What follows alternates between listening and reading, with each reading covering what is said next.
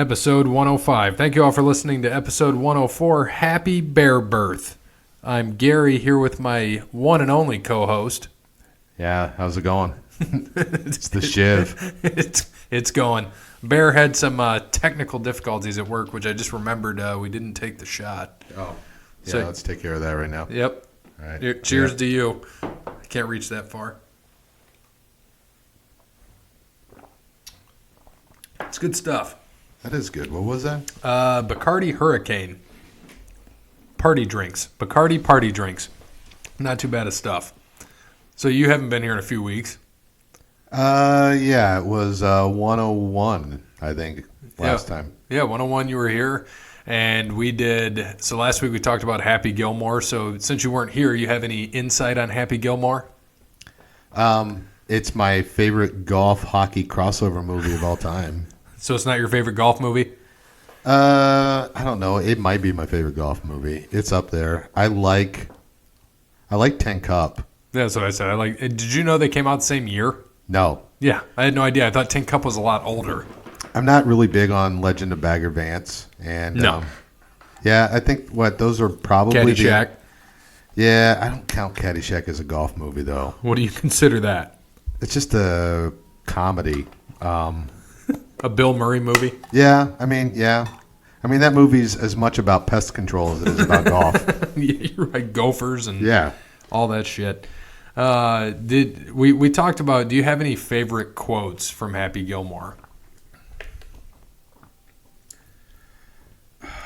God, putting me on the spot. I know, making you think or not.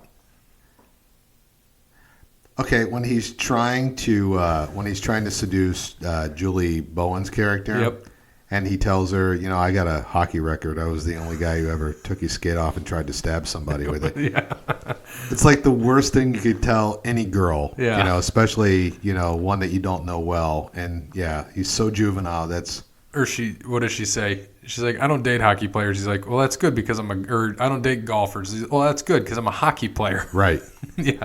I like that one. I like the whole rhyme with Shooter McGavin. He's like, well, why don't we eat some hay by the bay? What do you say? I just may. Yeah. What do you say? Yeah, I like that part, and I like you eat pieces of shit for breakfast. Yeah. I eat pieces of shit like you for breakfast. You eat shit for breakfast? Gross. No, it's a great movie. When Adam Sandler was good, he had a new movie that's on Netflix, Murder Mystery with Jennifer Aniston. It's not too bad, but it's exactly what you'd expect. Like, you don't go in with high hopes, and you're like, oh, okay. No, I stopped giving Adam Sandler my money after Grown Ups. So I just don't think he cares anymore. I like Adam Sandler sports movies. I like The Waterboy a lot. I like Happy Gilmore a lot. And Longest Yard was okay. Yeah. Happy Gilmore. What about Billy Madison? Billy Madison I like. I liked the one where he's the football player in Witness Protection with Damon Wayans. Bulletproof. I like that one. Did you see, we talked about every girlfriend he's had in a movie is VV. What do you mean? Like, their initials are VV. Veronica Vaughn, Vicky Valancourt. I never noticed that. What's her name in Happy Gilmore? Is it Vicky? Is she Vicky in that one? I don't remember. I remember it wasn't until years later that I was watching Modern Family and I was trying to figure out how I knew the mom. Right. And then it all clicked. But I don't think I've seen her in anything other than Happy Gilmore and Modern Family. No, I've not seen her in a thing. I think she's in, that and Happy Gilmore and Modern Family, and that's about it. Virginia Bennett is her name in Happy Gilmore. So VV, and Ryan brought up last week that it's the girlfriend in every Adam Sandler movie is just VV. Why is that? We don't know. There has to be a reason. This is why the internet was invented, so we can get to the bottom of this mystery, Scoobs. Yeah, very vagina. I don't know. I don't have any idea. Well, the problem is you start running out of V names after a while. It's not like that's a common letter either. Veronica, Vicky, Vicky. Because what did we say her name was? Vanessa. Virginia Bennett. Yeah. Yeah, it's an odd thing that he brought up that I found pretty amazing. Can you guess what the budget of that movie was? Of Happy Gilmore? Yeah. I will guess under $10 million. It was 12. You're close. 12 million. And it probably made... In box office. Probably, I'll guess 240. 41. Of all time? Yeah, box office. 41 million. But, with streaming and it made a DVD shitload sales after, and all yeah. that, yeah, it's got to be... And so you've got me wondering about Julie Bowen and what she's been in. So Happy Gilmore was her second movie. All right, what was her first? Confessions of a Sleep Addict. This is compelling stuff for a sports podcast. Yes, it is. She was in Multiplicity. I don't remember her in that. I don't either. Robin in that. She was in An American Werewolf in Paris. Amy's Orgasm. Joe Somebody. Stella Shorts, 98 to 2002. Kids in America, Sex and Death 101, Crazy on the Outside, Jumping the Broom, Horrible Bosses. See, I've seen Horrible Bosses. I don't remember her at all. Rhonda Harkin, Planes, Fire and Rescue, Life of the Party. And then in TV, well, she was in TV shows before movies, so she was in Loving was her first one. Life Stories, Class of 96, Acapulco, Heat, Runaway Daughters, Where Are My Children? Extreme. She was in an episode of Party of Five. She was in Ed, 83 episodes of Ed, 50 episodes of Boston Legal. I don't remember her in that either. No. Here, so, okay, I'm looking this up, and I'm calling bullshit on some of this because the wedding singer, Drew Barrymore's character, was Julia Sullivan. She was going to be Julia Gulia. Yeah, well, he's saying in many of his movies, like Got you. VV. VV. Yeah, because Fairuza Balk's character in The Waterboy was, you said it earlier, Vicky Valancourt. Vicky Valancourt, who I think Fairuza Balk, we've talked about her on my podcast, has a Joker face. Like, her smile is... Dude, it's creepy. Yeah. She could play the Joker. Don't put anything on her. Like, in The Craft, she owns scary. So... She is scary. Yeah. Is she in anything else? Oh, yeah. She was in The Craft, and she was in The Waterboy, and that's the extent of my Fairuza Balk knowledge. That's all you got, and she looks like the Joker. I'll pull her up on IMDb. I'm on I'm on Sandler's page right now, checking out the girlfriends. Well, while you do that and you figure that out, I'll thank some people. So, How about Wes Anderson for Moments in Time? Check him out on Facebook, Wes Anderson Music. Give him a follow on Twitter at Songs by Wes. Thank you to All Wear Clothing, first and primary sponsor of Over the Line Sports Podcast. Gave us the shirts for the Pod Beats Boggs episode 100. Did we tell you yet about we did figure out the equivalent for episode 200 when we do this again? All right. So we're trying to figure out what we're going to name it. First off, I don't know if you heard this. We're going to name it the Pod Beats Patty Boggs 2 blank Boogaloo because we want to match that. You know how they do Electric Boogaloo? Yeah. And we told people, like, just give us some ideas. Put in the word, like it could be Drunk Fest Boogaloo. It could be whatever. Something Boogaloo. But we know it's going to be the Pod Beats Patty Boggs 2. Booze Boogaloo. Booze Boogaloo. I like that. So we got an equivalent. For every shot you drink, it's got to be over, I think it said 80 proof. That's equivalent to a 12-ounce beer.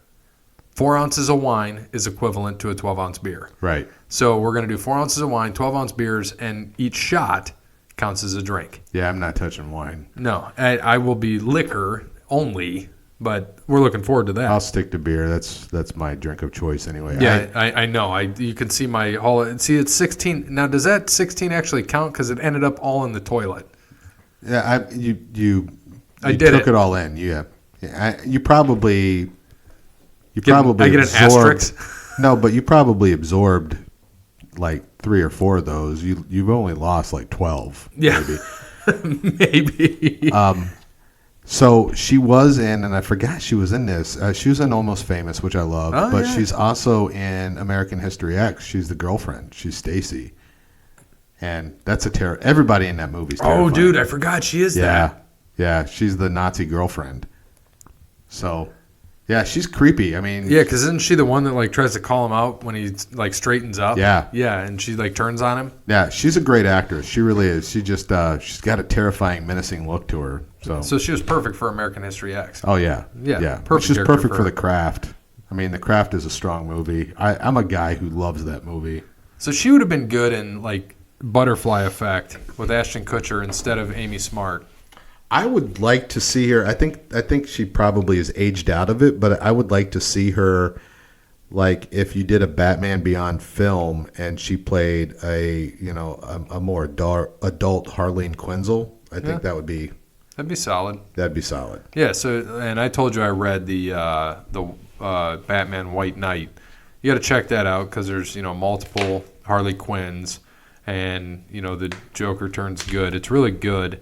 I enjoyed it and what they did, and I started reading it again one night, and I didn't want to put it down, and finished it, and I was happy to finish it. So definitely check it out. So if any of your listeners have enjoyed any of the last 5 minutes of conversation, I would like to direct them at some point in time to the Grown Ups podcast on Spotify and on the iTunes store. We just recorded episode 69. So wait a minute. Are you on Spotify? You just mentioned not Spotify. I'm sorry, SoundCloud. Yeah, there you go. Yeah, I always say Spotify. SoundCloud and iTunes. Grown Ups Podcast. Episode 69 was called Giggity, and it's about teen comedies, and several of the comedies we mentioned, Caddyshack and other teen movies, were, discussed heavily. So, was American Pie discussed? I haven't listened to that episode yet. Yes. We stick strictly to 80s and 90s teen comedies primarily. Perfect. Our resident idiot, Jason, doesn't know what a teen comedy is because he picks things like Uncle Buck and The Goonies, which are great family films, but don't necessarily fit the mold of 16 Candles Uncle or Breakfast Buck. Uncle Buck. John Candy was great. Right. He's like, maybe I don't know what a teen comedy is. Well, we don't think you do, dude. You're screwing this up left and right. An idiot. I love it. So continuing to thank people. So again, thanks to him. Thank you to Crandall's Quality Lawn Care, Sean, 419-704-5471. You're going to have to aim. It's going to fly right off. Serves the Toledo and surrounding area. And not. Let's just shoot America. Whoa. And you missed the TV completely. I'm going from the side. Here, give me the gun. I'll try this. So Crandall's Quality Lawn Care, again, a redo. 419-704-5471. Serves the Toledo and surrounding area. And not. Well, Bear says it arcs up. Well, I saw it hit Utah, so I'm scrolling in on Utah. It hit Utah, so Crandall's Quality Lawn Care serves the Toledo and surrounding area, and not Woodside, Utah. Yeah. Woodside, Utah. We'll go with that. Yeah, thanks, Sean. Jerk. Anyway, next, we will have to thank Tim at Verizon. Verizon's a true technology business partner who helps local businesses deploy technologies that can positively impact operations and increase revenue for the company. So if you want to work with Verizon or deal with Verizon, I mean, we have them through our company. We get a good discount through them. But check them out. Go to their website, Verizon.com, and check out a sales rep in your area. Thank you to Cassandra at PNC. Visit her in White House or give her a call, 419-877-0634. She can help you with all of your banking needs, whether it be loans, credit cards, or personal banking. She's there to help. And last but not least, thank you to Steve at Savage & Associates, who sponsored the Frickers Lunch and our spot in episode 100. I know you liked that quite a bit. We had a good time. Oh, yeah. I like Frickers a lot, and I like the fact that they're local. And I would take Frickers over any of the national chicken chains, to be honest. Yeah. I'd rather have Frickers than B-Dubs any day. No, what about Raising Cane's? We don't have one around here. Otherwise, yeah, I'm all about Raising Cane's. If you're listening and you have a Raising Cane's nearby and you're not weighing in at $3, you're not going to Raising Cane's enough. Right, you need to go to Raising. I think you introduced me to that. Yeah, if I lived in the Columbus, Ohio area, between Jenny's Splendid Ice Cream and Raising Cane's, I would probably be weighing in at like $3.50. It would be bad. You'd have to buy all my jeans at Sears or Tractor Supply. Are there even Sears anymore? We have a Sears home store in our area with scratch and dent merchandise. That's awesome. So there's that. Hey, I bought a $500 microwave the other day for $200, so I was happy about that. My old one died. So before we go into some things, because NASCAR, we're going to talk about Bristol and some other things, and we've got golf, some updates there. Baseball updates. XFL has some the teams. They announced their teams, the team names. And we'll go into NFL. We're going to do an AFC West preview. NCAA, we're going to talk about the Big 12, and we're going to pick a sports movie. We haven't really decided yet, and but we're gonna figure it out. So now that you're here, something that we started doing, and you were here the first time, was Jeremy starts giving us trivia questions. So what he said is, okay, for Shiv's honor, let's make it tough tonight. You don't really need to do that at all. If you're listening live, you should just not do that. That's what I'm telling you. You don't need to do that. Okay. With all the player movement in the NBA now, only 2 current NBA players have played for the same team their entire careers for 10 or more seasons. Can you name them? 1 point for each. Oh, wow. The same team their entire career? Yep. I'll guess Larry Bird. No, current. Oh, current. Yes. That So makes it tougher. I won't give Bear. We won't do any points here, but I'm going to do like some asterisk points here. So it has to be 10 years or more, entire career, Yep. same team. Yep. Steph Curry? He was one of mine. I'm going to go with him too. I feel like that's the easy one. I feel like the other one's probably hard. Yeah, that's what I'm trying to think of too. Who else could it be? Steph Curry.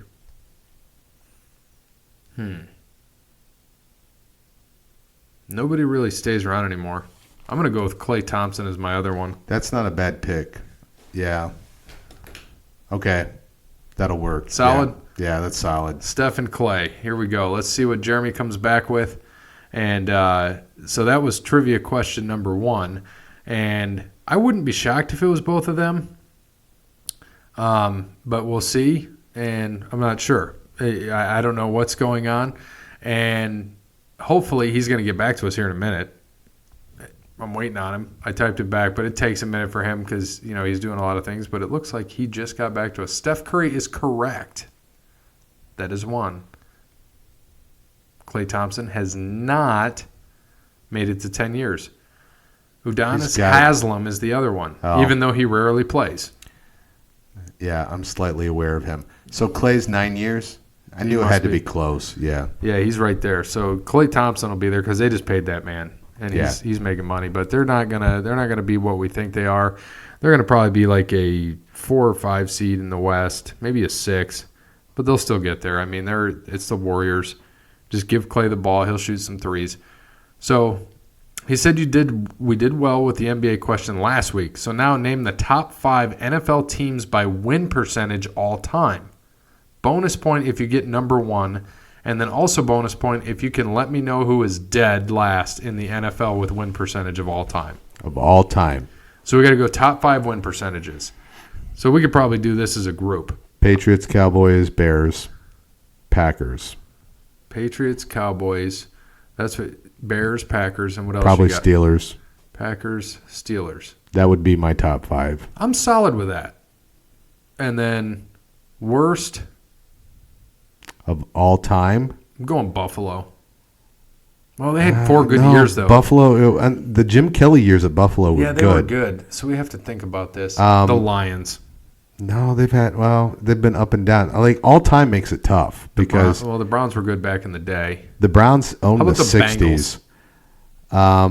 Yeah, the Bengals have had like a couple of good runs, but they haven't had a solid run since the early 90s. So Bengals? Worst Bengals. So he said, okay, and the worst NFL team. Worst Bengals. I hope it's not the Browns or anybody else. Number 1, Dallas. Number 2, Chicago. Number 3, Green Bay. Number 4, New England. Nice. Number 5, Steelers. Miami. Shit. We were there, 4 out of 5. 4 out of 5. I'll take that. And he said he never would have got that. And Tampa Bay is dead last. Well, I forget that they have a team. That's how atrocious they are. I want to know where Pittsburgh fell in. Where did Pitt fall in? I'm shocked they're not in the top 5. I haven't cared about Tampa Bay since Vinny Testaverde. Yeah, you're right. Yeah. We'll end it with baseball. Mike Messina once had 17 straight seasons of 10-plus wins. Name the 2 active pitchers who even have had 10 in a row at any point in their careers. No, baseball's not my sport. The Steelers are 12th. This is all you, dude. Steelers are 12th, though. Can you believe that? For record? It's crazy. All-time win percentage? Name 2 active pitchers who have had 10 in a row at any point in their careers. 10 or more wins. Who's that big... Oh, God, what's his name? I'm trying to think of the pitchers. Do you remember when all the pitchers were thin when we were kids? Right. Yeah, they're all just giant fat tubs now. They're all tubs. Oh, God, I'm trying to think. David Price, he seems like a solid one. He's been around, I feel like, forever. And that, I'm going to call him the fat 45-year-old guy. Can't remember his name. Bad with names. He just hit a home run, his first career home run, like last year. No. Yeah, I tell you, baseball's not my sport. Bartolo Colon. Yes, that's who I'm thinking of. My buddy just sent me a current picture of Aaron Rodgers. Damn it. Price had 8 in a row. Son of a bitch. Yeah. That's when he got, yep. What the hell is Aaron doing? Price had 8 in a row. Damn it, I was close on him. Bartolo Colon, no for Bartolo. Shit. CC Sabathia, wow, I didn't even pick the Yankee. 13 in a row. Greinke, 12 in a row, including this year. Yeah, CC should have been obvious for you. And he's right. Damn it. Said, told you they were tough. You were absolutely right. I'm looking up sports movies to figure out what I want to talk about later. And we got wrestling. All right. So now talk about NASCAR. So I'm going to update our standings real quick for NASCAR. Right now, Bear and I just went to the Bristol race with Big and Tasty in Beer League. We had a great time. We got hammered drunk, like bad drunk. And Bear had the greatest idea in the world. So we had to look for a 14x14 cooler to take into the race, right? We couldn't find one at Walmart. So we all bought those big thermoses, that you would take to like football practice. Yeah. Filled them with Tito's. I think he had Jim Beam Peach, and we filled ours with Tito's and lemonade. Took them to the race. For me, it lasted the whole race. The other guys, it was gone early, but we were Thursday. I was hammered. You weren't feeling any pain. Oh, dude, no. Like, I wasn't bad Saturday, but Thursday it was a rough time. Were you guys watching qualifying and all that? We watched that. That was on Friday, and we went there on Friday. Thursday we just got in late and then just went to the bars. We're in a college town, Eastern Tennessee State University.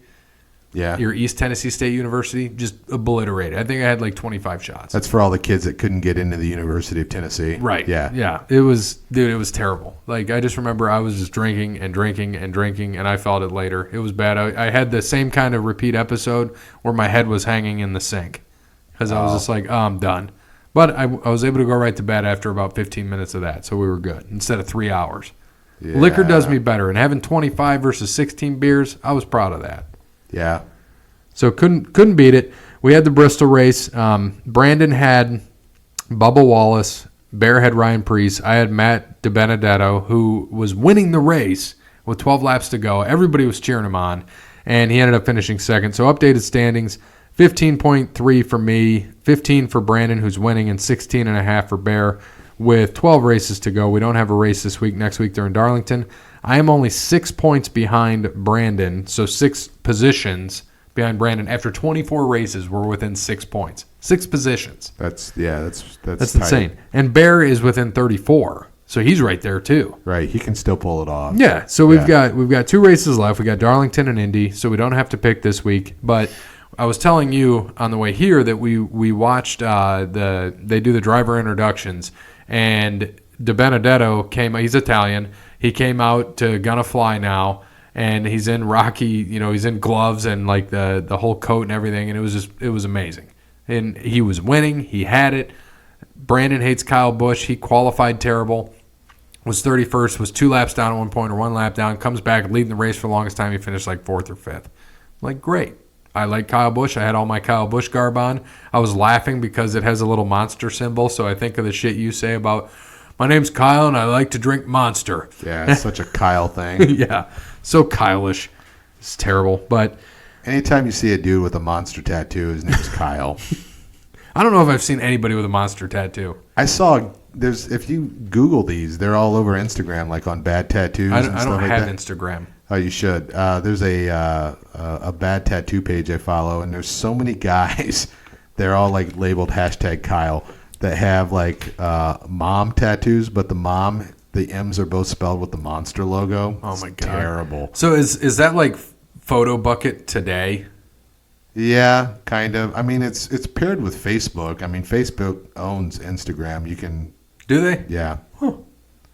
I'm surprised you're not on it because you're on Facebook. You might as well. They have all your info. They have your digital shit anyway. Well, yeah, right. And then everybody just talks about check me out on Insta. I'm like, right. No, I don't want to. I don't even know what the gram is. Well, that's and now it's not kids that are using. I mean, all the kids are on Snap. So the adults I'm on Snap. But once the adults get on something, it's not cool for kids anymore. So the more adults that take over Snap, the kids will move on to something else. Yeah, they'll find something else. I mean, I'm on Snap. You know, I think most people I know are on Snapchat. Maybe MySpace will make a comeback because Timberlake bought it. I'm sure he would like to get. Did he buy it? Yeah. I'm sure he's looking to get his money back. So he bought that, and he's probably using it just for music, though, right? Yeah, and who knows? I mean, it's still a known property, so it could come back. I know he got it for cheap. Yeah. Oh, of course he did. And so we talked. We don't have to cover NASCAR anymore. I think that's done for you. But so in golf, there is one tournament left. It is currently going on. It's the Tour Championship. And they're playing right now. And how it started out, if you were in first in the FedEx Cup, you started at 10 under. The next guy was, I think, 8 or 7 under, then 7, 6, 4, so on and so forth down the line. And Brandon, my guy, I had Dustin Johnson last week. He finished 57th. Brandon's guy won, so he caught me again 56 points more. So he's 24 behind with this is the last one. It could have been the most epic fail, which I can still lose because if Koepka pulls out and doesn't finish this tournament or gets hurt or whatever, I could be out, and that would suck. And I hope that doesn't happen. But I took Koepka last week. I kept it the same. Bear took Xander Schauffele this week, and Brandon took Dustin Johnson. So I just have to hope that Dustin Johnson does not finish 24 spots ahead of Brooks Koepka, which as they stand right now, Dustin Johnson is 3 over, and he's in 23rd. So I'm looking like I'm going to lock up the championship here for golf. Nice. Yeah, Koepka, Schauffele, Xander Schauffele, and Justin Thomas are all 10 under. Here's the fun fact about this. Thomas started 10 under today. He was even. Koepka was 7 under. He went 3 under today, so he's 10 under. Also tied for first. Xander Schauffele shot 6 under. He started the day 4 under. So all 3 of those guys are 10 under. One shot even, one shot 3 under, one shot 6 under. It's all even now going into tomorrow, which is Friday. And then Rory McIlroy's 9 under. He was 4 under today. Kuchar's 4 under today. So he's 8 under. Patrick Cantlay's even. He was 8 under. Hideki Matsuyama's 7 under. He was 4 under for the day. So just a lot of guys moved up and down there, and it's great. Today was a great round for a lot of guys. Oh, Schauffele 6 under to be tied for first. That's he got himself right there, and he started 6 shots behind. So that's nuts, right? And if this was going by just how they shot today, he would have a 2-shot lead right now over everybody else, which is insane. Koepka wouldn't even be there, but he'd be in like 6. 1, 2, 3, 4. Yeah, he'd be in 6 because 4 guys are 4 under right now for the first day. McIlroy, Kuchar, Matsuyama, and Paul Casey. So hopefully lock this up, barring any crazy shit happening. NASCAR will end. Golf will end. I will be happy. I'll have a championship. Maybe Brandon will beat me in NASCAR, but we got 12 races to go, and I'm only 6 spots behind, and Bear's only 34 behind. And we get to after the next 2 races, the playoffs start. So we have to pick 26 different drivers for the first 26 races. After that, we reset, and we can repick guys, but again, only one time. So we can pick one guy for the 10 races, each of the 10 races. Wow. So once you pick him, he's burnt. He's burnt for the first 26 races. Yeah. But when the playoffs start, we can reset, so I can take Kyle Busch again, Truex again, Logano again, and those guys. So it'll be interesting to see. But, all right, you said you are not a baseball fan. Not anymore. I mean, when I was a kid, yeah. Who was your team when you were a kid? Cincinnati. That is probably why you do not care. No, I have not been a fan for a long time. Probably since Joe Oliver was catching. That's a long time. Yeah. Yeah. After Barry Larkin retired, I really lost interest in the Reds. No, it's terrible. So the Yankees are 83-45. So their best record in the American League by 2 games, and they've lost 3 in a row, but they're still 9 ahead of Tampa. 99.9% chance to make the playoffs. In the Central, the Twins are 3 games up on the Indians. White Sox are almost 20 games out, so they're out. In the West, Houston is 7 games up on Oakland and 18 up on Texas, so they're out. In the National League, Braves are 6 up on the Nationals, 9 up on the Phillies and the Mets. Mets have won 4 in a row again. They go on streaks. They won like 8 in a row, then lost a bunch, and now they've won 4 in a row again. In the Central, Chicago is a game up on St. Louis and 4 up on Milwaukee and 8.5 up on the Reds. 16.5 on Pittsburgh. Not too bad. And then out west, the Dodgers are 20 games up on the Diamondbacks. So that race is over. Done, yeah. That race is absolutely over. So if you're looking at the wild card, now I don't know how familiar you are with baseball. There's 2 wild card teams now on each side. So the Indians are a half game up on Oakland and Tampa, who are both they're even right now. Tampa's played 2 more games, but they have an even record. So right now the Indians would be in the A's based on percentage. So we'll see. That's a shuffle. The Red Sox are 6.5 out. I don't know if they're going to make it. The season's winding down. They've played 129 games. There's still 33 to go. There's a shot for them.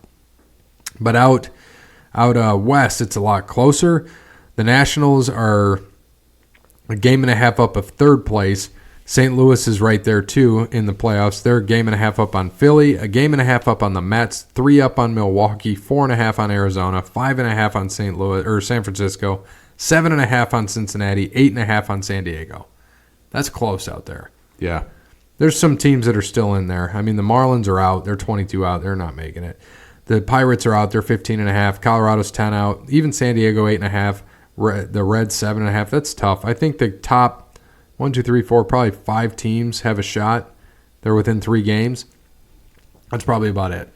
How many the Marlins are atrocious. How many years do you think Jeter's going to get to turn them around? 5. They'll give him 5 years? Yeah, he owns the team. I know, but he's a part owner, I should say. Right. It carries. I mean, his name carries a lot of weight, and it will continue to.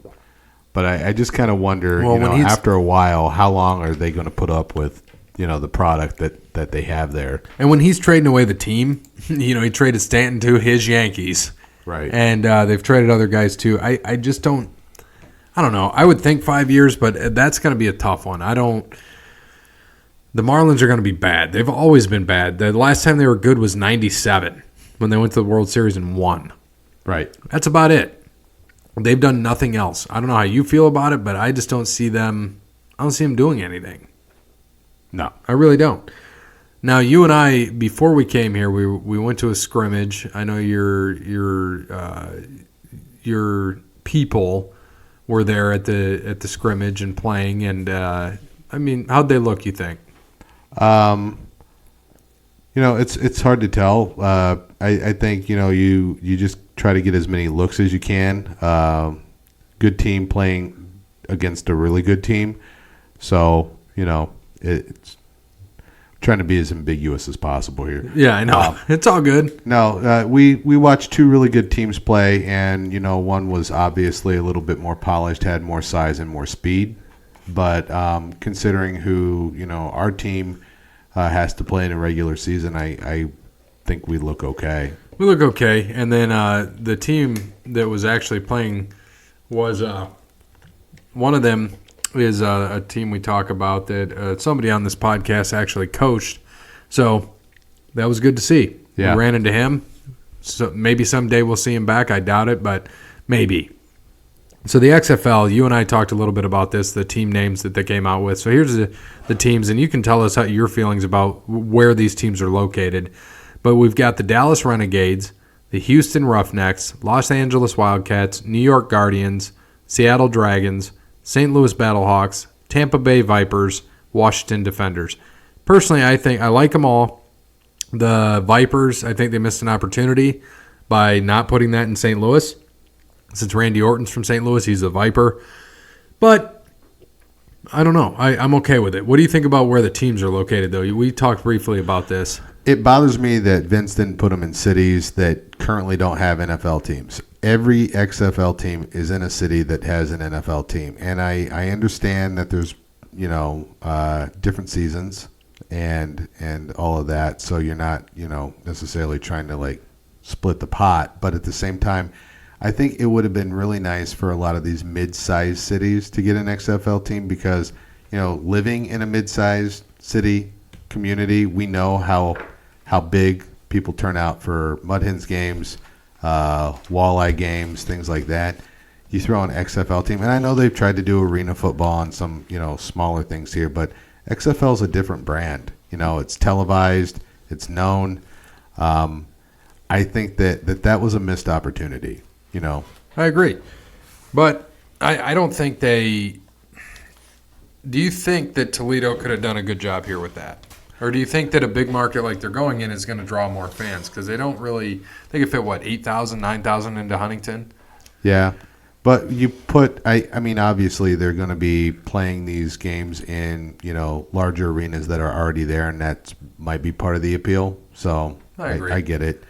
And they've brought some pretty good accountability to the XFL already, based on who they've hired for coaching. So I don't know. I think the approach this time around is a little bit better. I'm looking at where they're all playing right now. The New York Guardians play at MetLife Stadium, so there you go. Yeah, they're playing in big places. Yeah.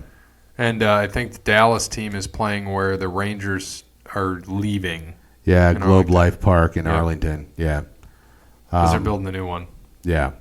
So, I mean, I get it. The bigger cities have, places for them to play, ready to go, so they don't have to, and the mid-sized cities don't necessarily have the infrastructure. But if you look at the map, the XFL map, I mean, the entire middle of the country is completely unrepresented. You go from St. Louis, and unless you dip down to Texas, you don't hit anything until you get to L.A. Yeah. So there's nothing. No, and I mean, why not throw a team in Oklahoma? Oklahoma supports football. That's a big football I think state. Dallas is so close enough for them that they probably don't want to do that. Yeah, I don't know. Nebraska obviously has a lot of diehard college fans, so I don't know. And I know those are smaller populated areas. I get it, but at the same time, the Outlaws and the Renegades and the Roughnecks all in one state, and the Outlaws and the Renegades aren't that far apart. I mean, I can't even stick my fingernail between where the two dots are on this map. They're that close. They're that close. Like, New York has one team, Texas has three. That's crazy to me. California has one. That's just nuts to me. America's, genitalia, Florida has one. I hope the Vipers do well in Tampa Bay because the Bucks, suck. So something's got to be better. And maybe that's part of it too. He's putting, other than, St. Louis lost their team, so I guess that kind of makes sense. Yeah. That's kind of nice for St. Louis, but yeah, because they're going to play, I think, at the Dome. Yeah. Yeah. But yeah, we tried to play there once.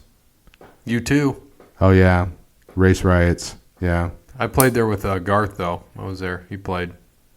Yeah, I don't have any luck in that city. No. I'm not a big St. Louis fan. No, I'm still not. But so you weren't here last week, and we did an NFC West preview. Do you want to give us your thoughts on the records between Seattle, San Fran, Arizona, and the Rams? Like, who's going to do the best? Yep. Rams for number one. What's your record there? I'll go 13-3. Ooh, bold. Yeah, I think they're going to dominate. Next, San Fran, Arizona, and Seattle. Take Seattle for number 2. Record? Let's go 10-6. Okay. That's what I had them at. Bear has them at 9-7. San Fran or Arizona? Oh, God. They both. I'll probably take Arizona over San Francisco. Really? Don't like Slightly. Garoppolo? No, I think You believe in Kyler Murray? I think San Francisco is a shit product. I really do at this point. They're burned. All right. What do you got records-wise? I think both of them are having losing records, losing seasons. I will take Arizona 6-10. Okay. I'll take San Francisco 4-12. Oh, wow. You have no faith in Jimmy Garoppolo. No. None. All right. Well, let's do a quick AFC West preview. So you've got Denver, Kansas City, LA Chargers, Vegas Raiders, or Oakland, but will be Vegas next year. That whole conference sucks. What? No, That division? Yeah, Kidding me? No, I'm not. Well, I'm not big on. I'm not big on Raiders at all. Gruden has not saved the team. I know that's going to upset like the entire fan base. Yeah, whatever. Right. Yeah. They're all ripping down their Kid Rock posters in anger right now. I will take. Okay, so my options are Denver, Vegas, Oakland, or Vegas, Los Angeles Chargers, Kansas City Chiefs. Yeah, Kansas City Chiefs obviously are winning this. Yep. They're running away with it. Record? Let's go 11-5. I had them at 13-3. Next? I'll go 12-4. Okay. Okay, 12-4. Like it? Chargers. I got them too. We'll say 10-6. That's what I got them at. And then Denver, 8-8. I got them at 7-9. I like it. And Oakland. Oakland, 4-12. And I got them at 5-11. I like it. We'll get Bears things for him. I think that division was easy. We picked it because we thought that Security Jeff was going to be able to make it because I wanted to hear some more Denver stories while I'm sober. But yeah, that's okay. We'll get him another time. I just think I think that it's indicative of the NFL right now. Every division has like a stud, and then everybody else is kind of trying not to be last. Well, in this one you got two teams that are trying very hard not to be last, but Oakland's just terrible. They're god awful right now. Yeah, it's going to be interesting to see what they do and what happens.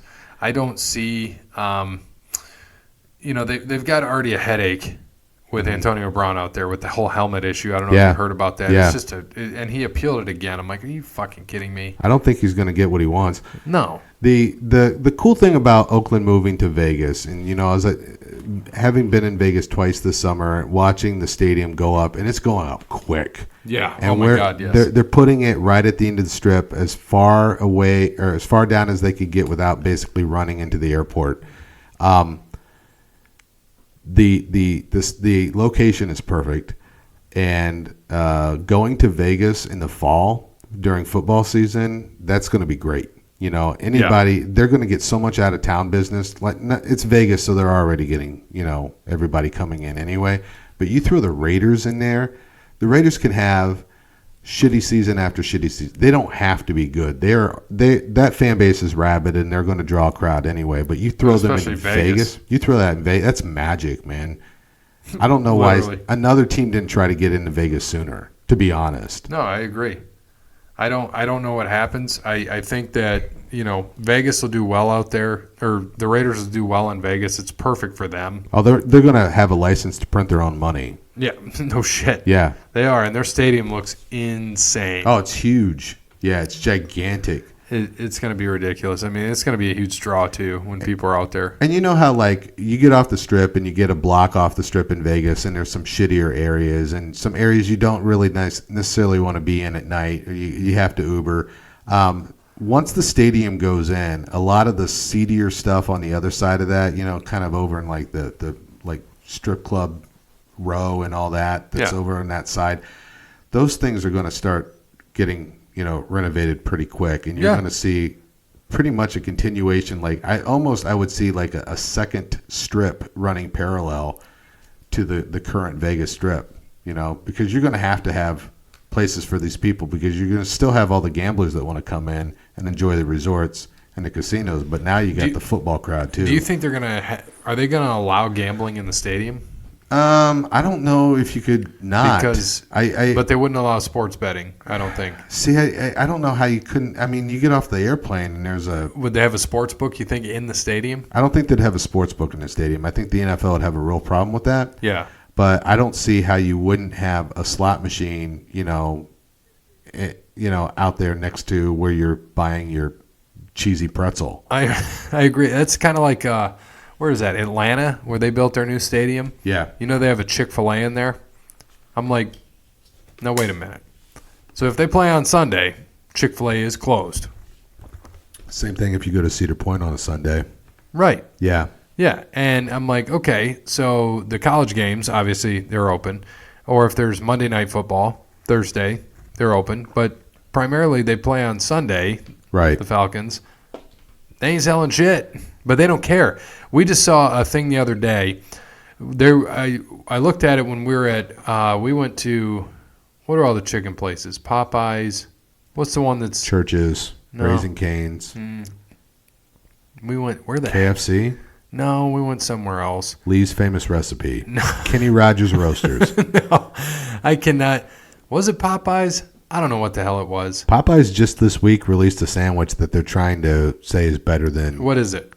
It's a chicken sandwich they say is better than Chick-fil-A. What was it, though? It's Popeyes. No, what was the chicken sandwich? I don't know what it's called. I don't know what it's called, but it's taken off on social media. A lot of people say it's better than God's chicken, which is Chick-fil-A. That's hard to. I don't know about that. Was it Pop? No, Bojangles. That's where we went. Oh, that's a southern chain. Yeah, you can only get Bojangles in the South. Yeah, it was Bojangles. That's where we went, and we got. I got some kind of chicken sandwich. It was really good. A biscuit, like a chicken and biscuit. Yeah, it was a Cajun chicken sandwich with a biscuit. Yeah, and they had like their Cajun beans. It was good. I enjoyed it. When you guys were down south, you go to a backyard barbecue. Mm-mm. They have. Isn't there one here? No. Well, yeah, I mean, that's different. There's something barbecue. It's like they have all these like handmade milkshakes and then flame burgers, and it's really, really good. It's a southern chain. It's kind of like Shoney's, though. You can only get it in the South. Or Crystal Burger, you can only get it in the South. So it's kind of got the novelty there. I think that is probably the first time I had Bojangles. It's great stuff. Yeah.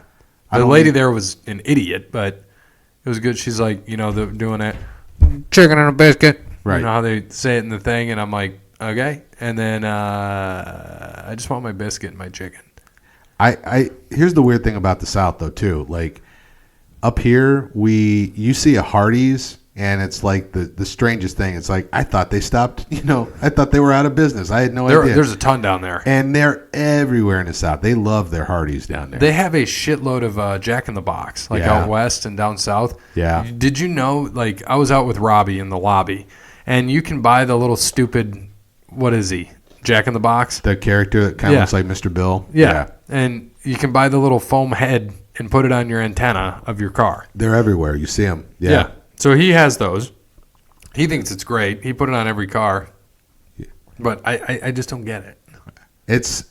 I think because you can't get it other places, it's kind of like In-N-Out Burger, which is okay. It's exactly it. It is okay. It's okay. I go to California, you got to have it. It's okay. Give me Whataburger. Right. Whataburger's a much better product. But, I think In-N-Out, they have their own like secret menu that people kind of get all over, and because you can't get it anywhere else out here, it's such a novelty. But for me, I'd rather have a non-chain, mom and pop. And if I am going to a burger chain, I think Red Robin does a hell of a job with the burger. So, dude, Red Robin's good, and I went there and I had during this whole Whole30 thing. They have some kind of chicken there. I can't remember what it was, chicken breast, and got it. And then I noticed you can get unlimited broccoli. So I got unlimited broccoli. I do that. I get the unlimited broccoli, and I get it wrapped in lettuce. The broccoli? I get my burger wrapped in lettuce. It's my chicken sandwich or whatever, my chicken breast. I forgot you could do that. Yeah, so you're not dealing with a bun. Yeah. I just got whatever the chicken breast was. That's what I decided to get, and I thought it was good. The last time I was there, though, and I got the steamed broccoli instead of fries, the waitress looked at me like, like, what are you doing? I mean, nobody else does this. I may or may not have eaten fries while I was there. May or may not have. I'm not kidding. Last time I was at Red Robin, I had like 6 plates of steamed broccoli. They just kept bringing it out to me. I can believe that. So here's the thing. Since 2010, Chick-fil-A has led because we were talking about Chick-fil-A, led the fast food industry in average sales per restaurant, despite being open only 6 days. They gross an average of $4.8 million per restaurant. What is second and how much? Second place for fast food? Per store, like average per store. So you got to think outside the box. And that's not a hint. Yeah, because I'm thinking about Taco Bell if you're saying that. Yeah. I don't know. Part of me wants to say Subway because they're just everywhere, but... Nope. I have mentioned this restaurant today. On the podcast? Mm-hmm. Was it Bojangles? No. Oh. I don't know, dude. Whataburger. Whataburger, really? So $4.8 million for Chick-fil-A, and Whataburger was second with how much per restaurant? Let's go 3.7. 2.7. Oh. That tells you how much Chick-fil-A destroys people. They are dominating. Wow. So can you tell me, because I have no fucking clue, when I was younger, I only remember Chick-fil-A being in the fucking mall, and it wasn't that big of a deal. Yeah, totally. They had waffle fries and chicken sandwiches, and that's all I knew them for. And they were in the mall. That's it. What happened? I don't know. They're marketing smart. They have a rabid fan base. They do a thing where they God's open chicken, a store. man. Right. But they do a thing where they open a store, and if you're one of the first 100 people, you get like free chicken for a year, Wow. And so they do have people, whenever they open a store, that camp out, and they, get their free chicken for a year. And I saw the shit they go through. And we talked about this too. So Chick-fil-A owns every one of the stores. Right. They own every one of them. It's not franchised. No. Right. They own every one. They handpick the person that's going to do it. And they have to just have $10,000 to invest. And then, you're set for life you get in. Oh, yeah. I mean, millions of dollars, as you can see. They are set for life. They have a lot of quality control over their product. I know someone who owns or franchises who owns a couple Panera Breads. Yeah. And there's a lot of oversight there, too, because they know what they have and they want to keep an eye on the product. Makes sense. That level of commitment. It's not like McDonald's where you can go buy a McDonald's and never show up. No. And I think McDonald's probably has gotten in trouble over the years because they do have too many absentee owners. Yeah, they do. And, I've talked about, I talked with Bear off the air one day. I said, dude, I'm getting this itch to get back into the pizza business. And I told him, I said, there's a few places I would love to go. One being where our main office is, where I work by day, our main office down there because there's nothing. And then 2, Amazon's opening in Rockford. Oh, yeah. Dude, just have a buffet. That's it. Yeah. Or a restaurant and only be open until 2 o'clock. Yeah. Like, what is that? Reynolds Garden Cafe. Yeah. You can eat. Yeah, I actually know the owners of the Reynolds Garden Cafe. Do you? Yeah. I love the place. It's open till 2 or 3. Their food is like the portions are like $6, and it's like this fucking big. It's huge.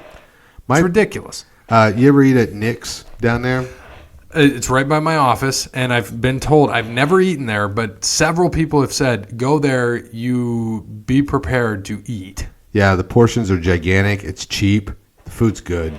Yeah, and they're always busy. They're slammed, especially on the weekends. But yeah, it's you walk in. So you're telling me go for lunch someday after this whole 30 thing's done? Oh yeah, the decor is super dated. I mean, you feel like you're eating in 1984. That's okay. But the food is stellar, and the portions are gigantic. The last time I got there, I ate a salad and I couldn't finish it, and I can eat. Yeah. So what the hell is the name of that place we all said we need to go in Monroe, like the mobster looking place? Angelo's? I couldn't tell you. Is it Angelo's? It seems like a Jeff thing that he would know. I feel like it's called Angelo's in Michigan, like right over the line. It's an Italian restaurant. I'm pretty sure it's Angelo's because Bear and I have talked about how we need to go there. I've lived here 20 years, and I've never eaten at Inky's Italian, and I've been told that I have to eat at Inky's at some point in time. Really? That's what I've been told by people. I think it's Angelo's. Okay. What's Inky's. your favorite? Who makes your favorite pizza in the Toledo area? Village Idiot. Hands down, right? Yeah. Except here's my problem with them now, though. I don't know when the last time you got a pizza there was. For me, it's been 4 or 5 months. Probably around there. And we might have been together, but they used to they made their own crust, and they had the beautiful thin crust. Now they use thin and crispy for everything. So thin and crispy, like I had thin and crispy. Pizza Hut has thin and crispy. Marco's has thin and crispy. They're not making their own dough? Nope.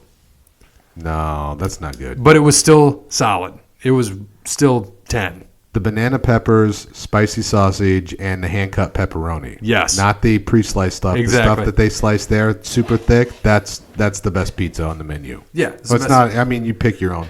Or if you go I get the same thing. Chef's Choice, which I always kind of like too, because they're going to throw like whatever they feel like making, and if they're in a good mood, it's usually like freaking awesome. So hopefully they're in a good mood. Yeah, anytime I've been anywhere and I've gotten like the Chef's Choice, and I think they like that you trust them, and so they're going to make you something special. Right. Whenever you order something like that anywhere. You would hope. I don't know. Is your favorite still Village Idiot? Village Idiot's hands down my favorite. If we're looking at like local chains, I really do like Gino's. I like Tano's. I like Amy's. That's Gino's ex-wife. She got the sauce in the doors. No shit, right? Yeah, and if you're looking at like national chains, Vito's is fine. What's the other one that's based out? Marco's is fine. Marco's is fine. Pizza Hut's the biggest. It's fine. How about Costco? Costco's like the second largest pizza maker. If they were country. just a pizza place, yeah. Yeah, they sell.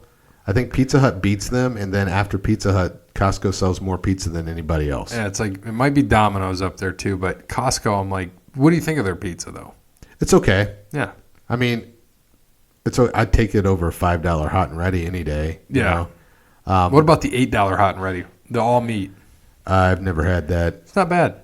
I always, whenever I wanted to like cheap out on a babysitter, when they're, I would go get a $5 hot and ready because my kids were little, and I'm already paying the babysitter to be there. I don't need to feed them feed them like a $25 pizza. So $5 hot and ready kind of did the job. You could have called me. I would have just gave you the pizza. Well, this is back when didn't have a pizza shop, and I lived like 30 minutes away from where your shop is. So yeah, that's true. That's absolutely right. Yeah. Now it'd be a little different though.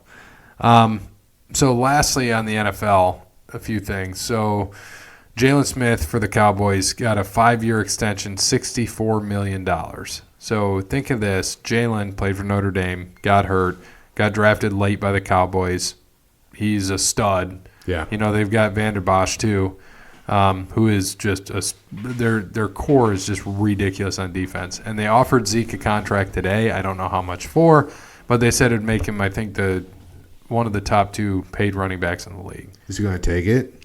We'll see. I don't know. I think he wants to be the top, but that's like Dak. This whole thing about he asked for $40 million. I don't know if he actually did, but he's not going to get it. He shouldn't get it. Jerry got in trouble this week, and I forget what he did. He said some shit about Zeke. Zeke who? And I'm like, you fucking idiot. Right. That's what it was. Yeah. Jerry's he's a dick. And then I think he thinks that he can get by with anything. Like he's made of Teflon, that nothing can stick to him. Well, he is made of plastic, but yeah. It is what it is. Did you see that Cedric Benson, former running back in the NFL, was killed this week? Motorcycle accident. Yes. That was sad to see. Our thoughts go out to him and his family, and I saw some of the things where people were rushing to him when he wrecked, and I'm like, God, that sucked. I think he was like 34. He was young.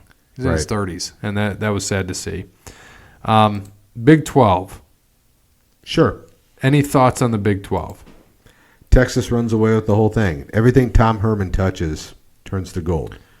Do you wish he would be there for Ohio State, or are you okay with Ryan Day? No, I'm fine with Ryan Day because Urban handpicked him. I thought Ohio State's offense suffered when Herman left. Yeah. Did you even know that Houston had a football team until Herman went there? I mean, he put them. Not only did he put them on the map, they dominated. Yeah. Right under. Coaching matters, and Tom Herman knows how to run a successful program. He's worked under the right people. The coaching tree for Urban Meyer is sick. Yeah, it's just insane. sick. But Tom Herman is going to go down as a big name coach. Texas is back. And it's good for them because they have suffered. They hung on to God, what's his name, Mac for too long. Mac Brown. Yeah. Where is he now? He's at like Connecticut or I have no idea. Couldn't even tell you. South Carolina. Somebody took him. Somebody hired him. Why would he go back into coaching? Is what I want to know. If you're Mac Brown and you're like 80. Or however old he is, and you have a job as an analyst, you got to work basically one weekend. Every weekend you're working. Oh, he's at North Carolina. It's his second time there. Yeah, so North Carolina takes him. He got washed out at Texas. Yeah. No, I like Tom Herman a lot. I think in his personal life he's made some poor choices that have kind of haunted him a little bit at Ohio State, at Houston, and at Texas. But he knows how to win, and he knows how to install a culture. They're going to run away with the Big 12. The Big 12 is not a very strong conference overall. But just because he wins the Big 12 doesn't mean that Texas is a joke team in a joke is a big fish in a small pond. They're a big fish no matter who they're playing. That's a great team right now. And what is it? Sam Ellinger is their quarterback. Yeah, he was good. Yeah, he was good last year. And their schedule's favorable. I mean, they do come up in second game against LSU. It's going to be a tough game. Yeah, but they are at home. The strength of schedule stuff came out this week, and I didn't pay too much attention to it because once again, Bama's playing a bunch of cupcakes. But whatever. Well, see, they Texas, their tough games are at home. At least they've got LSU at home, and then in first couple weeks of October they got Oklahoma. So that's a good game. Yeah, but they got them at home, and then they've got Iowa State later in the season. I'll actually be I'll be somewhere else during that game. I will not be around, but I agree with you. I think Texas runs with it. I think Oklahoma's there with them. I don't think because Oklahoma is Hurts starting? I don't think he's going to be starting, is he? Well, there's still a big question mark with Jalen Hurts at Oklahoma. Which is crazy because that's probably the second or third biggest transfer that happened in the offseason this year. Yeah, how about Tate Martell? He got passed up too. It's weird because last time I was on this podcast, I made mention that Tate, the starting job wasn't guaranteed. And you did. And sure enough, last week they made the announcement. I'm looking to see if he stays with Miami or if he tries. Here's the thing: if he enters the transfer portal again, he's not playing next year. They'll make him sit. No, and he was talking about maybe going as a wide receiver. Who, Tate? Yep. Oh, and then, by the way, Hurts is the starter. They named him 3 days ago. For sure? Okay. Mm-hmm. But he barely got it.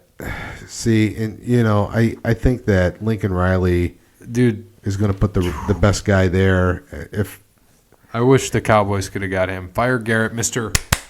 Right. Clap at every goddamn thing. Wish they would have let him go. Kansas doesn't have – Kansas is slowly crawling back. Kansas? Well, you have Puka Williams. They're trash. I like the running back. Oklahoma State sucks. TCU sucks. But Oklahoma State can beat Oklahoma. They can beat their rivals on it. That's one game, Big 12 as a whole isn't that great. They're just not. Agree. Totally agree. So we agree that Texas is going to win this. And it sucks because I really want Campbell to do very well at Iowa State, but it's a garbage conference. So I agree. Did you happen to watch UFC over the weekend? No, you did not.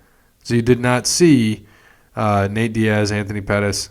Diaz won third round unanimous decision after 3 rounds. But the big thing was Daniel Cormier fought Stipe Miocic, and Stipe got the title back, knocked him out. Nice, knocked out Cormier. So Stipe did like an Irish jig dance afterwards, brings the title back to, I guess you could say, Cleveland. He's a local boy, but Stipe, he was down that whole fight, and then he came out.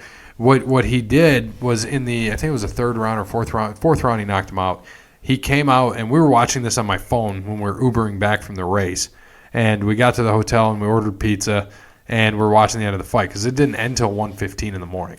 And what he started doing, because he was like slow when he was boxing, but he can take some hits. He was taking hits from Cormier. And this is the lightest that he ever fought. I think he was at like 225. Stipe was, or 230, and then just ripped. Yeah, and Cormier he's shorter, but he was fighting at 240. And Stipe comes in, he's getting hit, but what he did was he came in and started doing body shot, and he was hitting him hard in the body. And right before, you'll have to check out the knockout. I'll see if I can pull it up, but when the whole sequence of it, he caught him in the ribs, just blasted him left hand, and then caught him twice and just knocked his ass out. I was like, holy shit.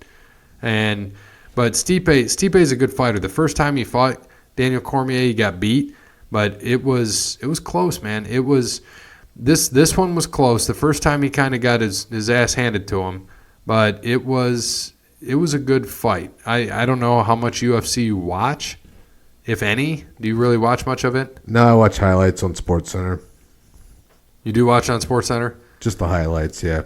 Yeah, so I'm going to turn this down. I'm going to see if I can fast forward because this is on YouTube, and see if I can fast forward through what they're doing. They'll probably stick me with some ads. Oh, this is dumb. While this you're is a pulling fucking video game. While you're pulling that up, I am looking at Bleacher Report's predictions for the Big 12. They have Kansas coming in at dead last, but here's the thing. They're trash. But here's the thing. They went out and spent some money. They got less, and That's true. I think that you give him a couple of years there, they're back towards the top of the Big 12. What's crazy to me is you had all those Michigan fans that wanted, to steal Les Miles away from LSU all those years ago, and where's now he look at where now? He's nowhere. Yeah, now look. So trying to get down to this thing for you. Here we go. So this is the end of this.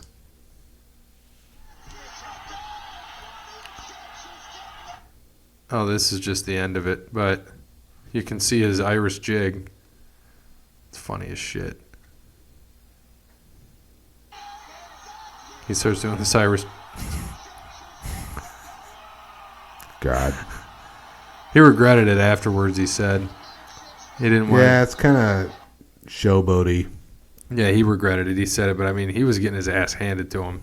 And it was nuts. I mean, I think he was down 3-0 in the fight, 3 rounds to none. And he ended up knocking him out. He caught him, like I said, caught him in the ribs and then hit him twice, and he was down. And that was it. Do you think mixed martial arts is going to be the death of boxing? No. I mean, boxing's still big, and I don't know why sometimes. Boxing still has big draws depending on who it is. Right. When you see – we're not going to see Mayweather fight again, but you've got guys that are undefeated. But Anthony Joshua got his ass handed to him. Yeah. Or was it him that got his – he's the one that got beat, right, by the big Mexican dude? And then they asked Tyson what he thought. He's like, it's a repeat. It's going to happen again. He ain't going to beat him. There are names that still draw, but I just – it's not like before. Like, if you can get Pacquiao and Mayweather again, like the second fight, doubt it happens. But if it did, I could see it paying. People pay for that shit. I don't understand how they pay that much and get that much money in a draw. It's always going to be at the MGM Grand in fabulous Las Vegas. Or it's going to be at the Raiders' new stadium. Yeah. We'll see. Did you think of a sports movie? I did. I have 2. Okay. So do you want to go basketball or baseball? I guess these are 2 of my favorite sports movies of all time. I haven't watched either one of them in I 20 thought you were years. I thought you were combining them and going to tell me basketball. No, that's a fabulous movie though. That might have to be one we cover someday. I would want to rewatch that before I talked about it. Yeah, same. But I have 2 movies that I could draw from that I haven't watched in probably 20 years, and I could still talk about either one of them at length because, in my mind, they are almost perfect sports movies. All right, well, let's hear which ones. For baseball, The Natural with Robert Redford, and for basketball, Hoosiers with Gene Hackman. I can remember more of Hoosiers, so let's go with Hoosiers. Okay. So the story of Hoosiers is based on a true story. Gene Hackman's character washes out of, gets into some trouble as a coach in Ithaca, New York, and takes a job as small school Hickory, Indiana. They end up winning a state title against a very strong Fort Wayne team. He's got, at one point in time, 5 guys on the team. He can't even sub. So he goes from 5 to 6, and then he ends up during the season adding a couple of more kids to the roster. Gets this kid Jimmy Chitwood. That's what I was like. What the hell was his name? That's it. When you said his first name, I knew it. The actor looks a lot like Christian Leitner, but he does. He got that kid who was going to sit out because I think his dad died was what had happened and didn't want to play basketball. That movie is anymore. older than me. That movie's perfect. Dennis Hopper's a town drunk. Yep. And he brings him on to be his assistant coach with the stipulation you got to quit drinking. There's a scene where Dennis Hopper can't take the pressure and drinks and comes into the game screaming and hollering drunk. Gene Hackman's character gets himself thrown out of games just to force his assistant coach to clean up and walk the straight and narrow. It's a very compelling movie from a moral standpoint, from a character development standpoint. It has everything you want story-wise. The basketball action's pretty good. I mean, it's not on the level of like Nick Nolte's Blue Chips in terms of basketball action, but it's kind of like comparing Remember the Titans to The Program. The Program has much better football scenes, or Any Given Sunday has much better football sequences, but if you're looking at story, Remember the Titans is going to win. Oh, yeah. So Hoosiers, for me, wins in terms of story. It's a great story centered around a basketball team. I will admit, I don't want to study too much about it. I don't want to know how much of that movie's bullshit and Hollywood like creative license, because I know that, when I went into The Blind Side and started looking stuff up, I got mad. When I went and started looking stuff up with Remember the Titans, I got mad. Yeah, how shit went down. Yeah, like a lot of Disney magic on Remember the Titans. Yes. But what was the other one that's based on a true story that really Mighty Ducks. Is that based on a true story? I don't know. Oh. Probably not. No, but there are a couple of movies like that where the more I learned. Oh, Rudy. Rudy was one that really fuck Rudy. Oh, God, no one cares about Rudy. Fuck Rudy. That guy's an asshole in real life. Yeah, no one likes Rudy. No, there was never a moment where the players went in and put their jerseys on the table. That never happened. And that's the most powerful scene in the entire movie. No one cares. Right. But so I don't know. Hoosiers could be complete bullshit other than the fact that the coach came into town and he won a state title. Yeah, because they win. Jimmy scores at the last second, right? But it's set. People don't realize it's set in the early 50s. Right. Like that's, and people that watch it now wouldn't understand what the 50s was about. Right. Millennials. I mean, I'm technically a millennial, but they wouldn't understand what's going on and how big of a deal it was. I mean, and it's a big deal now if you came in drunk to coach a game. It is. But you don't really have like town drunks anymore. No, not really. Everybody's just drunk. I mean, I think a lot of people tend to forget. I think, the older listeners in your audience definitely would remember this. And, you look at sports as a religion in certain parts of the country. Like in Texas, football is religion, right? Oh, dude, you see their fucking weight rooms at their high schools and shit? It's that's insane. life. But in Indiana, it's basketball. Basketball rules Indiana. And so it's especially in the 50s and 60s, So to have a movie set in that time period in Indiana, kind of everything kind of lines up. And Gene Hackman, for my money, one of the greatest actors of all time. What's his best movie? Oh, my God, don't do that. It depends. Do you like nice Gene Hackman or do you like evil Gene Hackman? Because he's a great bad guy, too. I love both Gene Hackman. I love him in Unforgiven. Yes, he's great. I love him in Unforgiven. And he's great in French Connection. Popeye Doyle. Yeah. I love this movie he made. It's a comedy with Aykroyd called Loose Cannons. He's a cop. And Aykroyd's crazy. I think Aykroyd was kind of playing himself because he's paranoid and delusional. And then, of course, Replacements. Oh, Replacements is great. Gene Hackman, I'd have to look at his IMDb, but I've never seen a bad Gene Hackman movie. Well, not once in my life. Now we're on to Gene Hackman. Do you know what's crazy? So do you know that he was originally Sherwood Schwartz wanted Gene Hackman to play the role of Mike Brady? No. On the Brady Bunch. At the time, he was an unknown actor. I thought you were going to say Gilligan. No. For Gilligan's Island instead of Bob Denver. But at the time, he was an unknown actor, and the studio wanted Robert Reed, who had kind of a name and was, Shakespearean trained. And it was the biggest pain in Sherwood Schwartz's ass because Robert Reed would always turn in these notes about how farcical the show was and how non-realistic, and just really, really put the screws to Sherwood. Sherwood, till the day he died, regretted not hiring Gene Hackman to be Mike Brady. Yeah. Hackman was in the Marine Corps. Yeah. 1946 to 1951. Let's look at some of his films. Twilight. A Covenant with Death. First to Fight. Bonnie and Clyde. That's his first Academy Award nomination. Oh, with Warren Beatty. Warren Beatty's Bonnie and Clyde? Yeah. I believe so. Gypsy Moth, Downhill Racer, Marooned. I Never Sang for My Father. He was nominated again. French Connection. He won for that. Popeye Doyle. Great movie. Prime Cut, Poseidon Adventure, Cisco Pike, Scarecrow, The Conversation. You ever see The Conversation? No. Young Frankenstein. He was Harold the Blind Man. I forgot about Heist. Heist is great. Gene Hackman, Danny DeVito. He's Lex Luthor. Who could forget that? He's a great Lex Luthor. He was an Enemy of the State. He's the bad guy in Ants with a Z. No, he's in a movie called Twilight, and it's not the stupid vampire sparkly. Mississippi Burning. I forgot about that one. It's a great movie. Yes. The movie Twilight, though, it's a murder mystery. He's in it with Paul Newman and Susan Sarandon, and it's fantastic. The problem is if you put Twilight into your stream, you're going to get the sparkly vampire movie. He's in The Chamber. He did a couple of Grisham movies. I forgot that he was in The Birdcage. He's the conservative. Yes. Yep. Yeah. The Firm. Get Shorty. Wyatt Earp. Crimson Tide. Quick and the Dead. Crimson Tide was great. Absolute Power. The Replacements, that was a big one. Behind Enemy Lines, that was another good one. Class Action. Narrow Margins, great. I mean, seriously, I'm looking through right now. There's not a bad Gene Hackman movie. If you find one, message me. Welcome to Mooseport. I haven't seen it, but just based on his credibility alone. Okay, there is one bad Gene Hackman movie. Superman 4, The Quest for Peace. That's just a terrible movie. Everybody connected to it will admit it. Yeah, it's not really his. Runaway Jury, Welcome to Mooseport, and then he took 12 years off.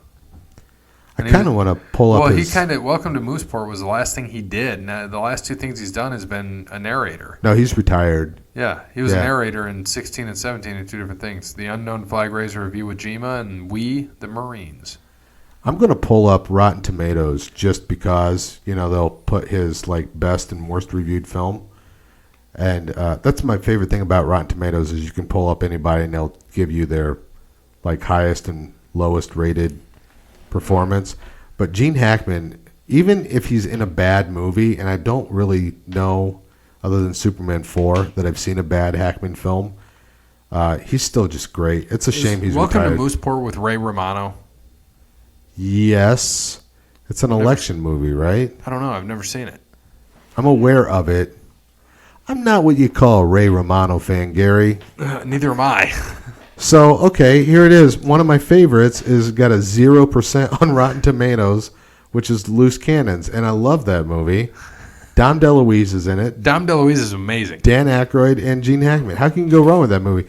But I Never Sang for My Father's 100% on Rotten Tomatoes.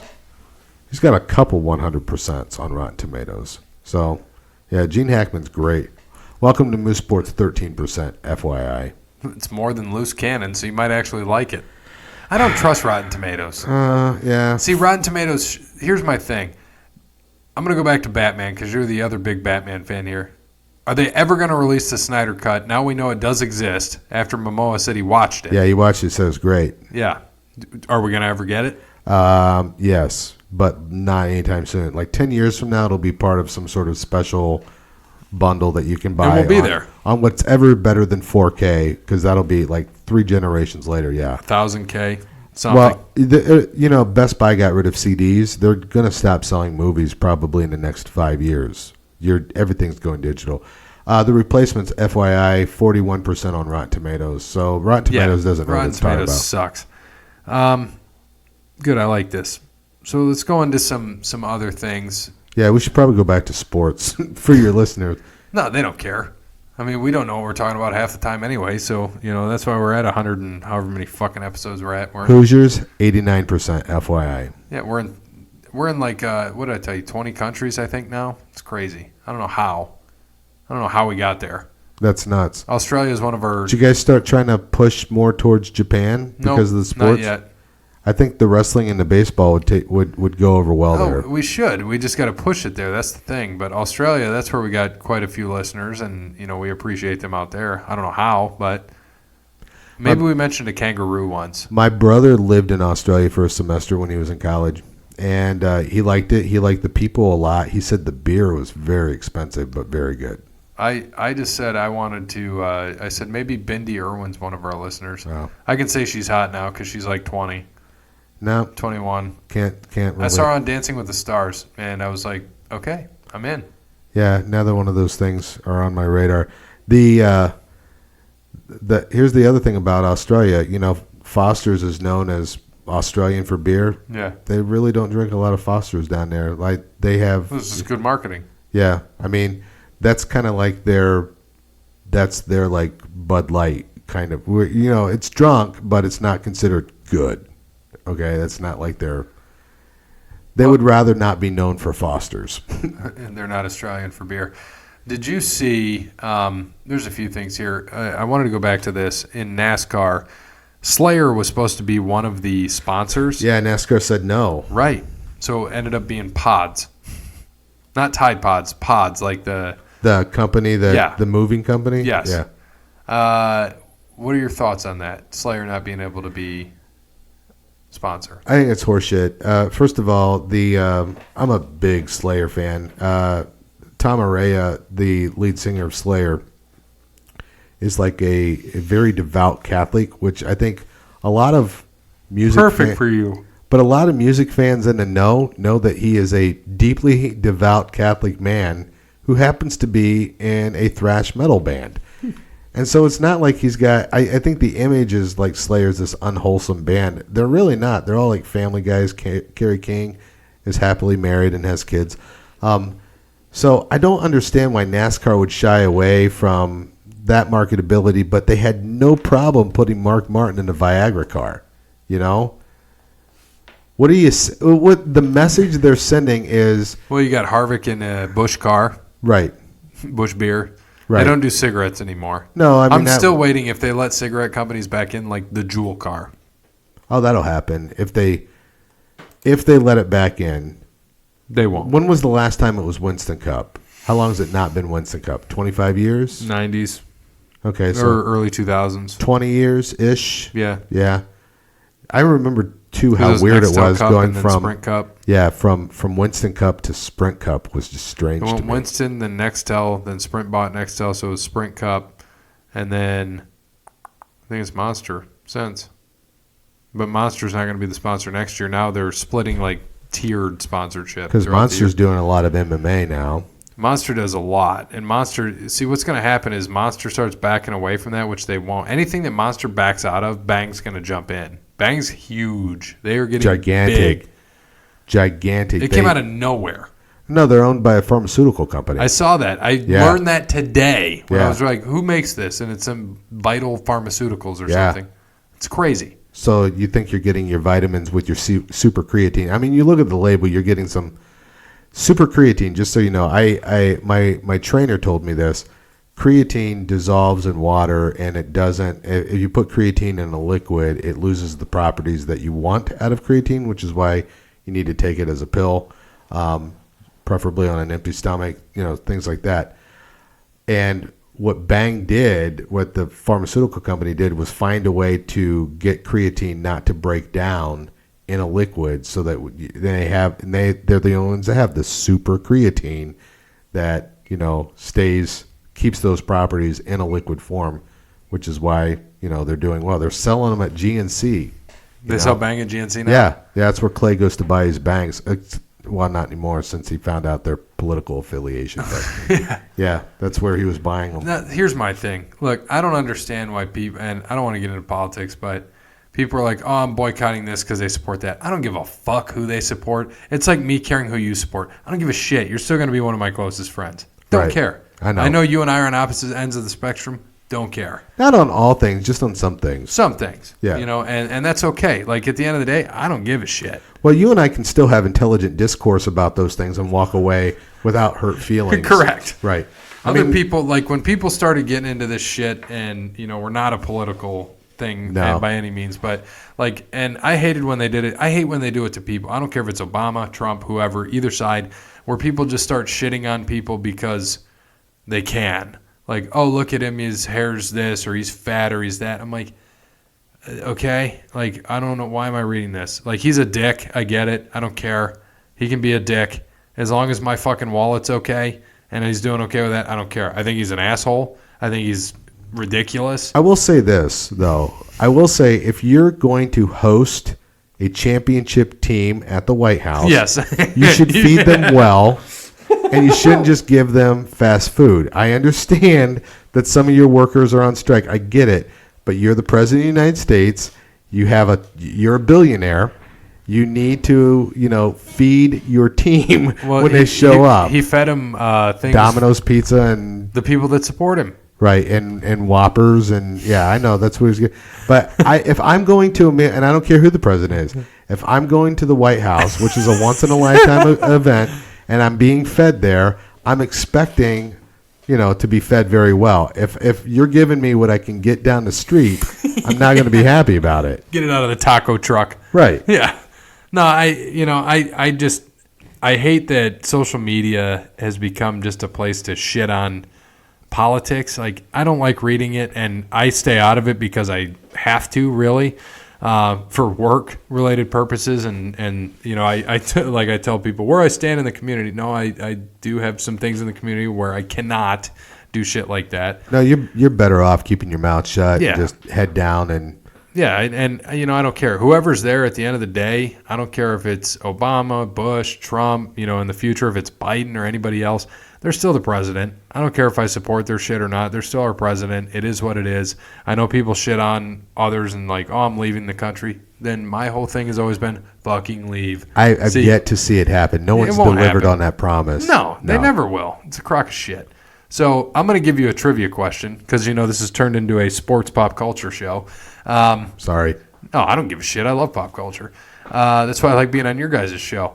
This date today, August 22nd, 1997. So we're talking 22 years ago. All right. What was the number one song on the Billboard charts? So I was going into my freshman year of college. Yes. Is this a pop song? Nah. I want to guess Chumbawamba's. No. I Get nothing Knocked like Down. that. No, nothing like that. That was huge my freshman year of college. Some things had happened at this point. The song came out. The music background is a remix of a song. Was it I'll Be Missing You? Correct. That was a good hint. Yeah. Yeah. So, yeah, Sean, at the time it was Puff Daddy. Yep. Yeah. Puff Daddy, I'll Be Missing You. It came across on my phone today, and I was like, this would be a good one for Ryan. I think it would be great. Yeah, that's a good question. Yeah, I like that one. Also big that summer, Fly by Sugar Ray. No one cares. He's like losing his hearing or something. He can't sing anymore live. Mark McGrath's kind of sick. What? Yeah, like he's like losing his hearing, so it's affecting the way he performs. He can't really perform much anymore. Something like that. What? Yeah. Yeah. Yeah. Yeah, I gotcha. One last thing I had on here, and I told Bear I wanted to start doing this, and we're running long on this one. I didn't realize how long we were running. It's oh yeah, I thought we'd be done. Yeah, no like shit. An hour ago.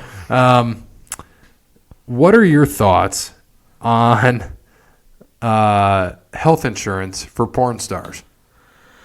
I hadn't thought about it until you brought that up. I don't know. I feel like it's a job, and I feel like it's a person who is. I mean, it is a job, right? It's just a very different job from the job that any of the rest of us have, unless you happen to be a porn star listening. But it's a job, and they're definitely putting their body in harm's way to some degree. Yeah, that's a nice way to look at it. So, and do you consider an STD a pre-existing condition? In that line of work, maybe. Yeah? Yeah. Or an STI, I guess is what they're called now, right? I have no idea. I don't follow the porn world. It's not my jam. It's not porn. That's just in general humanity. No, I didn't know that. But no, I guess that, I have no problem with somebody advocating for health care. If your employer is willing to offer it and you're willing to chip in what you need to get it, sure. I'm kind of under the impression that you go into that field though with the expectation that you're kind of an independent contractor, I would imagine. You kind of represent yourself and you make what you can and then you probably get out. You would think. I have a friend who had a buddy who was married to someone in that industry, and I'm like, how long have they been married? And he said 2 or 3 years. She'd get on a plane, she'd fly out to L.A., do a bunch of scenes over the course of like 2 or 3 weeks, fly home and be, mother to her kids and wife to him. And I'm like, really? I go, how long is this going to last? He goes, well, God, how long do you think this can last? And sure enough, they are divorced. But shock. Yeah, shocking. But yeah, that was like her career there for a little. She made the money that she could, and yeah, she actually lived in a community across the river from the community we're recording this in right now. Really? I asked a lot of questions because I thought the whole thing was just so strange that was their arrangement. And, because this was my buddy's friend, she was always around, like at gatherings and stuff, and all the wives knew that this is what she did, and they really weren't on board with it, but it's what she did. It is what it is. I guess. So, all right, going to the end of the sports stuff. So, baseball record in 1927, Babe Ruth hit his 40th of 60 home runs on this day. Nice. So, in 1927, through the end of the year, he hit 60 home runs. That's insane. Yeah, especially at that time period. Yeah, 1957, Floyd Patterson knocked out Pete Rademacher in 6 for the heavyweight boxing title. 1960, Gil Hodges set the NL righty home run record with 362. That's pretty impressive. Gil Hodges. Huh. Why does that name not roll off everyone's tongue? That's a pretty sweet stat. Right. 1989, I'm going to jump ahead here. In 1989, Nolan Ryan struck out his 5,000th batter, Ricky Henderson. Really? That's an interesting stat. Well, you got to strike him out because if he gets on base, he's stealing. If you get him on first, he's stealing second. Ricky Henderson was a machine. Yeah, the fact that was his 5,000th strikeout's crazy. 1994, DNA testing links O.J. Simpson to murder of Nicole Simpson and Ron Goldman. Yeah. We see how that played out. 2008, Jamaican team led by Usain Bolt smashes the world 4x100 relay record in the final of the Beijing Olympics. Disqualified in 2017 as Nesta Carter tests positive for prohibited substance. Yeah. That sucks for them. Usain Bolt was a monster, man. Dude, he was insane, and he's still. I wonder if he's still going to go for it this year. It's crazy to me that he can. I don't know. He's like, we're going to find his Dorian Gray picture, as Brandon sometimes says, because he hasn't aged. He's still a hell of an athlete, and he was setting records. What was this? 2000. I think he started in 2009. Yeah. So for 10 years he's been running. Yeah, nuts. That's insane. No, do you think who's that other one? Who's the guy that sings "Happy"? Pharrell Williams. Yeah, who doesn't age. Oh yeah, he's a vampire. The guy has never aged. He and Keanu Reeves drink the blood of virgins. Yeah. Keanu Reeves is the same. Yeah. So we're going into some happy birthdays. So happy 80th birthday to Carl Yastrzemski. He's still alive? Yes. Shut up. It's his 80th birthday. Dude, I thought he died when I was a kid. I know. People don't realize that shit. I just had to look up because I'm like, holy shit, he's 80? Because, yeah, he is very much I would have alive. guessed he was older than that, to be honest. Sorry, Carl. Yeah, see, I know you're listening. today's his birthday. It says he's 70. No, he's 80 because they just can't add the numbers here. That's just crazy to me. Happy, this is even crazier, 78th birthday to Bill Parcells. Wow. Motherfucker is 78. He's looked that age for a long time, though, to be honest. Oh, hell yeah, he has. I can't believe that. Let me guess. Still kind of a big guy. Probably. Yeah. He has to be. Nobody else here really is worth mentioning. I think those are two big ones to mention. I wonder how old is Nolan Ryan right now? I kind of wonder since you brought him up. I'm going to say 63. I think he's probably maybe a little older than that. Even. Really? Yeah. Nolan Ryan. I'm going to go with 63. Let's look him up. Oh, God. I'm way off. Is he in his 70s? Yeah, 72. Yeah. Wow. Ricky Henderson's probably like 64, 65. Ricky Henderson. No, I'd put Ricky in his early 60s. 60. Nice. His birthday is Christmas. So Ryan struck out Henderson, and he was like, 12 years older than him. That's crazy. That's nuts. The guy, will we ever see a pitcher of that caliber go as long as Nolan Ryan? I mean, I think Clayton Kershaw could if he stayed healthy. It's just, I feel like that's such a phenom. I mean, to have an arm for that many years and to be consistently good. I mean, it wasn't like they were just keeping him on the roster because of his name. Right. He was still closing. Yeah, he's still solid. I don't know. I think that's it. I'm good with that. I'm good to end this episode on that. So, okay. Thanks to Wes Anderson for Moments in Time. Check him out on Facebook, Wes Anderson Music. Give him a follow on Twitter at Songs by Wes. Thank you to All Work Clothing, Crandall Squatty Lawn Care, Tim at Verizon, Cassandra at PNC, Steve at Savage & Associates. And as always, good morning, good afternoon, good evening, and good night. Gene Hackman for life.